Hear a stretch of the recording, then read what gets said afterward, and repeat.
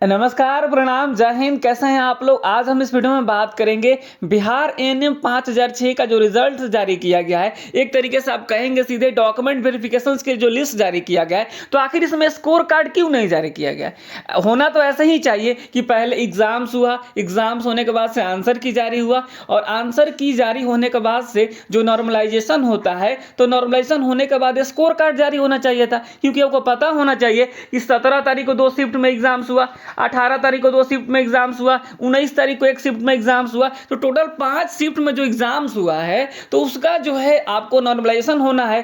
तो नॉर्मलाइजेशन होकर के स्कोर कार्ड जारी होता, और उसके बाद से जो है लोगों को पता चल जाता, यानी अभ्यर्थियों को पता चल जाता कि उनका नंबर घटा है, बढ़ा है, या फिर जिस क्वेश्चन पे वो क्लेम किए थे उस क्वेश्चन को क्या जो है कंसीडर किया गया है, नहीं किया गया है। उसके बाद ये लिस्ट जारी होना चाहिए था जो है आपको डॉक्यूमेंट वेरिफिकेशन के लिए। लेकिन आपने देखा आनन फानन में जो है आपको सीधे सीधे यहाँ पे लिस्ट जारी कर दिया गया।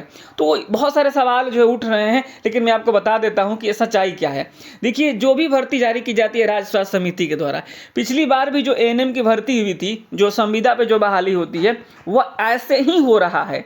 ठीक है, इसका कोई जो एक तरीके से आप कहेंगे नियमावली नहीं है कि पहले हम इस काम को करेंगे फिर उस काम को करेंगे। आपने देखा होगा बीटीएससी के एग्जाम्स में जो परमानेंट भर्ती आती है, उसमें जो आंसर की जारी होने के बाद से स्कोर कार्ड जारी होता है, और स्कोर कार्ड जारी होने के बाद से जो है आपको डीवी के लिए बुलाया जाता है। लेकिन यहाँ पे ऐसा नहीं किया गया है। यहाँ पर सीधे सीधे जो है आपको डीवी के लिस्ट जारी कर दिया गया है। तो इन सारी बिंदुओं पर हम बात करेंगे, किस कैटेगरी में कितना रिजल्ट हुआ है, इसके ऊपर भी बात करेंगे। कई शिफ्ट है जिसमें नंबर बढ़ने की बातें आ रही है। देखिए, मेरे पास तो कई ऐसे कैंडिडेट हैं जो कह रहे हैं कि जो है हमारा नंबर कम था, लेकिन जो है नॉर्मलाइजेशन में शायद नंबर बढ़ा है जिसके चलते मेरा रिजल्ट हुआ है। ऐसे भी लोग हैं जो कह रहे हैं कि हमारा नंबर ठीक था, लेकिन जो है हम कट ऑफ से जो है ज़्यादा नंबर हमारा था, लेकिन फिर भी हमारा रिजल्ट नहीं हुआ है, कि हो सकता है उनका नंबर कम हुआ हो। तो इन सारी बिंदुओं को भी हम देखेंगे। और जो आचरण प्रमाण पत्र की जो बात चल रही है, इसके ऊपर भी हम बात कर लेंगे। बहुत सारे लोग बता रहे हैं कि आचरण प्रमाण पत्र भी लगेगा, मेडिकल लगेगा, और कौन कौन से डॉक्यूमेंट्स लेके जाने हैं। इन सारी बिंदुओं के बारे में आपको हम इस वीडियो में जानकारी देंगे। आप इस वीडियो को पूरा देखिएगा, और 1 मिनट के लिए आप समझिए कि मान लीजिए किसी का रिजल्ट नहीं हुआ तो क्या करें। देखिए, आपको बहुत ज़्यादा परेशान नहीं होना है। ये जो संविदा की भर्ती है, इसके बाद आपको परमानेंट भर्ती देखने को मिलेगी, तो उसके लिए आप तैयारी कीजिए। और वो जो है आपके लिए काफ़ी एक तरीके से कहेंगे ना कि जो फाइनल जो डेस्टिनेशन आपका होना चाहिए वह परमानेंट भर्ती ही होना चाहिए। तो परमानेंट भर्ती करने के लिए जो है परमानेंट भर्ती का तैयारी करने के लिए आप जो है प्ले स्टोर से हमारा एप्लीकेशन है एजुकेशनल एके, उसको डाउनलोड कर सकते हैं, या फिर आप 72 899 59 436 पे आप मैसेज कर सकते हैं कि हमको जो है आपको बिहार एएनएम परमानेंट की तैयारी करना है। ये आपको जो है यहाँ पे आपको पूरी जानकारी हेल्पलाइन नंबर के तौर पे आपको बता दी जाएगी। हम आगे बढ़ते हैं और इसमें और आपको जानकारी देते हैं। सबसे पहले हम आपको बताते हैं किस कैटेगरी में कितना रिजल्ट हुआ है। ठीक है, इस बात को आप समझिएगा। सबसे पहले देखिए, जो टोटल एक तरीके से आप कहेंगे ना, जितना भी सीट है उसका 1.5 गुना रिजल्ट जो है 1.5 गुना रिजल्ट जारी किया गया है। तो आप यहाँ पे क्या कर लेंगे, जितना भी यहाँ पे जो नंबर दिए गए हैं उसमें आप 1.5 से गुणा कर लेंगे, तो आपको पता चल जाएगा कि किस कैटेगरी में कितना रिजल्ट हुआ है। मान लीजिए यहाँ पे 104 सीट है इसमें, तो 104 में आप जो है 2.5 से गुना कर देंगे तो अप्रॉक्स 150 के आसपास हो जाएगा। और जो है 150 के आसपास जो है आपको क्या हुआ, इसमें रिजल्ट हुआ है। मतलब जितना भी सीट है उसमें जो है 2.5 गुना लोगों का रिजल्ट जारी किया गया। तो कुल मिलाकर आपको यही देख लेना है, यहाँ पे जितना भी जिस कैटेगरी में सीट है उसमें आप 1.5 से गुना कर दीजिएगा, उतना रिजल्ट हुआ है। ठीक है, ये आप समझ गए होंगे कितना रिजल्ट हुआ है। आगे बढ़ते हैं और आपको हम बताते हैं जो इंपॉर्टेंट बात है आपके लिए। यहाँ पे आप देखिएगा, जो है सबसे बड़ी बात जो आपको हम बताने जा रहे हैं, ध्यान से समझिएगा, नहीं तो बार बार आप पूछते रहिएगा कि जो है डॉक्यूमेंट वेरिफिकेशन के लिए क्या लगेगा। यहाँ पे आपको हेल्पलाइन नंबर भी दिया गया है। हेल्पलाइन नंबर यहाँ पे ये जो आपको सीधे राज्य स्वास्थ्य समिति का हेल्पलाइन नंबर है। आपको डॉक्यूमेंट वेरिफिकेशन से संबंधित कोई भी जानकारी चाहिए तो यहाँ पे भी आप मैसेज करके जानकारी ले सकते हैं। ठीक है, ये देखिए, यहाँ पे आगे बढ़ेंगे हम और जो है बताएंगे सबसे पहले कि आपको कौन कौन से डॉक्यूमेंट्स लेके जाने हैं। सबसे पहली बात आप समझिएगा कि आचरण प्रमाण पत्र, जिसे आप लोग कैरेक्टर कहते हैं, ये नहीं लगेगा।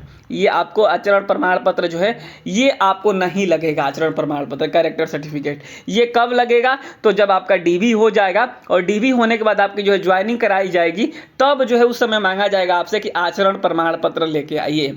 और ये कहाँ से बनता है, तो आचरण प्रमाण पत्र जो होता है आपको ऑनलाइन साइबर कैफे से जाकर बनवा सकते हैं। इसमें आपको थाने से वेरिफिकेशन होता है और फिर आपको एसपी ऑफिस से आचरण प्रमाण पत्र मिल जाता है।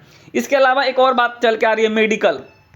कि आखिर क्या हमें मेडिकल भी देना पड़ेगा डीवी में। तो आपको मैं बता दूं मेडिकल वेडिकल कुछ नहीं देना है। ये भी मेडिकल कब लगता है, और ये जब लगता है जब ज्वाइन करते हैं।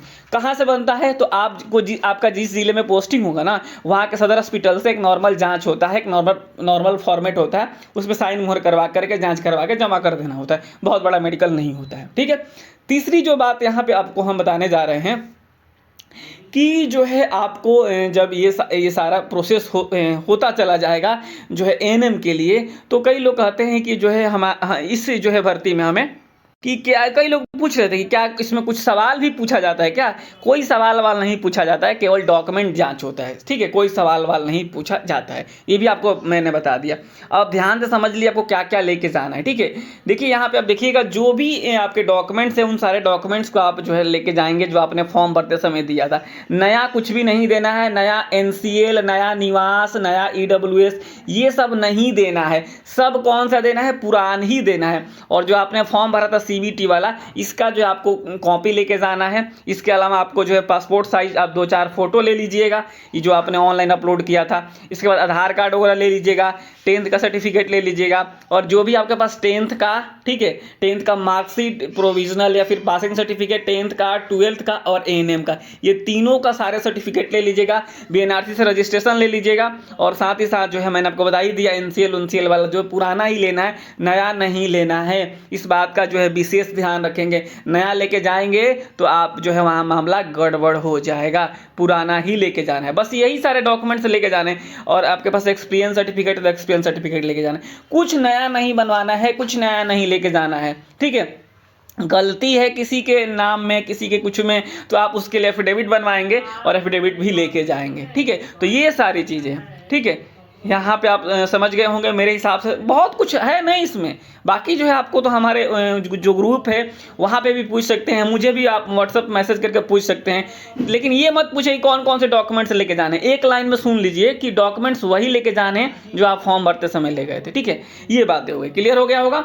आगे बढ़ेंगे हम इसमें और देखेंगे जो है आपको जो है यहाँ पे कट ऑफ को लेकर बात कर लेते हैं। किस कैटेगरी जो है किस शिफ्ट में नंबर बढ़ा है। देखिए मैं सबसे पहले आप लोगों को बता रहा था कि स्कोर कार्ड जारी नहीं होगा इसमें, जो पूरे यूट्यूब पे मैंने बताया था पहले, शायद किसी और ने भी बताया होगा, हो सकता है, लेकिन मैं आप लोगों को बता रहा था कि स्कोर कार्ड जारी नहीं होगा। कई लोग कमेंट कर रहे हैं कि आप ऐसे ही कुछ भी बोल देते हैं, ये आपको कैसे पता। लेकिन मैंने पुरानी भर्तियों को जो देखा है उस अनुभव के हिसाब से बता रहा था कि इसमें स्कोर कार्ड जारी नहीं होगा, ठीक है। अब जो यहाँ पे है टोटल रिक्तियाँ जारी की गई है। कट ऑफ यहाँ पे देखिएगा ईवर कैटेगरी का तो जो है 43.96 गया हुआ है। ईडब्ल्यूएस का जो है 37.21 गया है। कई लोग ऐसे हैं जिनका नंबर कम था, लेकिन उनका क्या हुआ कि जो है आपको नॉर्मलाइजेशन में नंबर बढ़ गया है और उनका रिजल्ट हुआ है। कई ऐसे लोग हैं जिनका नंबर ज़्यादा था, 38-39 भी था, लेकिन उनका नॉर्मलाइजेशन में नंबर कम हुआ है, जिसके चलते उनका जो है यहाँ पर रिजल्ट नहीं आया है। तो ये है, तो जो जहाँ तक अब तक मुझे देखने में आया है कि 18 तारीख के सेकंड शिफ्ट में नंबर बढ़ा हुआ है कुछ लोगों के, जहाँ तक मुझे पता चला है। 19 तारीख वाला में भी कुछ लोगों का बढ़ा हुआ है, ठीक है। तो इस तरीके से जो कुछ नंबर बढ़े हुए हैं, 17 तारीख के वाला में कुछ लोगों का नंबर घटा भी है। तो ये जो है पूरा का पूरा ये अभी ये जब तक स्कोर कार्ड नहीं जारी हो जाता ये स्थिति स्पष्ट ही नहीं हो पाएगी। तो पहले स्कोर कार्ड जारी करना चाहिए था। हालांकि स्कोर कार्ड जारी होगा लेकिन ये आखिर में होगा, जिसका कोई फायदा नहीं है।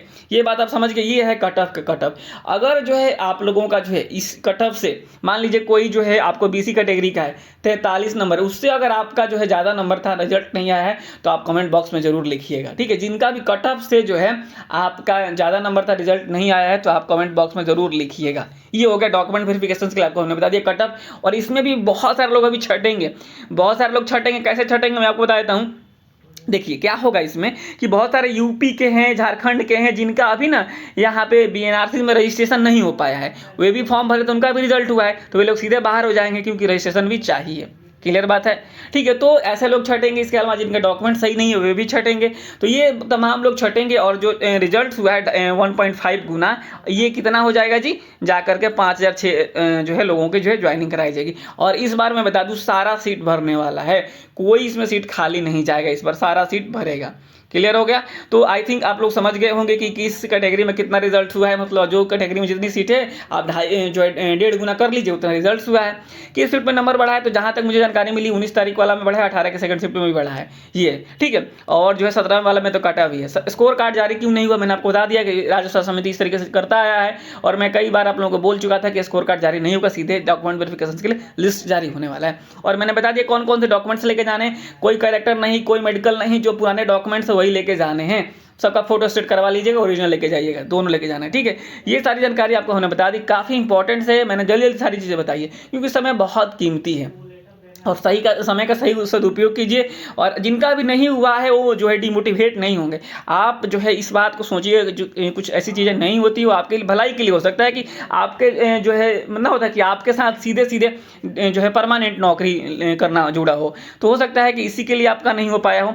तो या फिर जो गलतियाँ आपसे हुई है, जो तैयारी में चूक हुई है, उसको सुधार करना है और परमानेंट की तरफ आगे बढ़ना है, क्योंकि परमानेंट भर्ती भी आएगी। और मैंने आपको बता ही दिया, प्ले स्टोर से हमारा एप्लीकेशन जरूर डाउनलोड कर लीजिएगा, एजुकेशनल लेके भी, ठीक है, एजुकेशनल लेके भी। देखिए यहाँ पे अगर आप ज्वाइन करेंगे ना, मैं आपको सच बताता हूँ कि यहाँ पे आपको ना पढ़ाई के साथ साथ सारी जानकारी दी जाएगी, ठीक है। और आज के दौर में अगर आप केवल पढ़ रहे हैं, सारी जानकारी आपके पास नहीं है, तो भी आप पीछे छूट जाएंगे। और केवल जानकारी से ही नौकरी नहीं होगी, तो आपको यहाँ पे पढ़ाई के साथ साथ आपको जानकारी भी दी जाएगी, और ऐसी जानकारी जो आपके लिए बहुत कारगर साबित होगी एग्जाम्स में, ठीक है। तो ये सारी चीज़ें, नंबर हम अपना नोट कर देते हैं 72 899 59 436। देखिए मैं आपको कई बार बोल चुका हूँ कई लोगों को कि देखिए आप कहीं से भी पढ़िए, हमारे यहाँ पढ़िए, फिर तमाम लोग पढ़ाने वाले लोग हैं, कहीं से पढ़िए, लेकिन अपना भी दिमाग खोल के रखिएगा और कोशिश कीजिएगा कि आप भी सेल्फ स्टडी करें। केवल जो है इंस्टीट्यूट को भरोसे मत रहिएगा, सही गाइडलाइन लीजिएगा, तभी जाके होगा। नहीं तो भर्ती कई सालों में एक बार आती है, चूक गए तो मामला फिर गड़बड़ हो जाएगा। तो ये सारी जानकारी थी मेरे हिसाब से। बाकी आपकी मर्जी है, जहाँ पढ़ें अच्छे से पढ़ें, लेकिन आप सेल्फ स्टडी जरूर कीजिएगा। किसी के बहकावे में नहीं आइएगा कि बस यही पढ़ लो, यहीं से हो जाएगा, लास्ट में हम दे देंगे, यहीं से काम निकल जाएगा। ये सब सरासर जो है इस तरीके की चीज़ों में नहीं आना है। बड़े बड़े इंस्टीट्यूट को आप देखिएगा, अभी हाल ही में कई एग्जाम्स हुए हैं बिहार में ही, सबका धराशाही रह गया है।